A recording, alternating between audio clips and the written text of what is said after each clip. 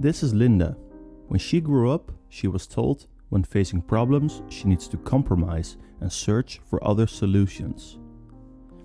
There is this ever-glowing fear to look the problem in the eye. In freeze, fight, flight, she chooses flight. Jeremy comes from a military family. At home, giving up is simply not an option. In his perspective, the world is a place where emotions don't count. It's about dedication and perseverance. He has a clear target and gets on with it. Does he succeed? Jeremy chooses to fight. But how long can he keep doing what he's doing? Alone. Without help. It's so exhausting every time, but there's no way around it. He faces battles. It's a bright moment when he wins one, but it's only short-lived. The next battle is already lurking in the near distance. For some people, solving problems is a given. For others, it's a harder task. Children, teenagers, adults, elderly. Every person has their own philosophies, and every person has their own way of dealing with issues. Linda approaches the wall. Can she finally face what's in front of her? Wow, this wall is really huge. How can I ever get over this?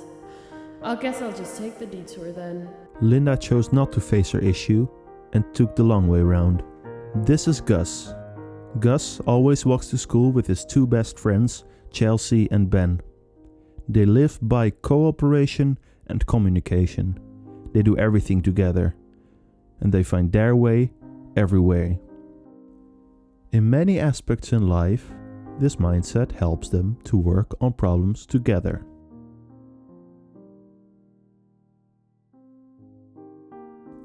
Day in, day out, Gus and his friends, Linda and Jeremy go through their routine. But what happens when everything changes? Can they force their way out of it? Is this way of dealing with their problems really always the best option?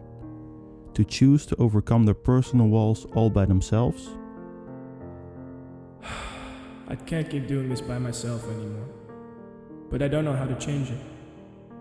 Another day, another detour, I guess. He doesn't look too good. However, I still got a long way to go. But I can't just leave him here. Maybe he could really use my help. And so Linda decides to break her routine and start facing the problem in front of her.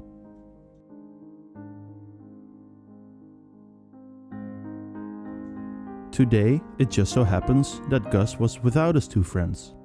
He decides to approach Linda and Jeremy and ask if they can tackle the wall with the three of them.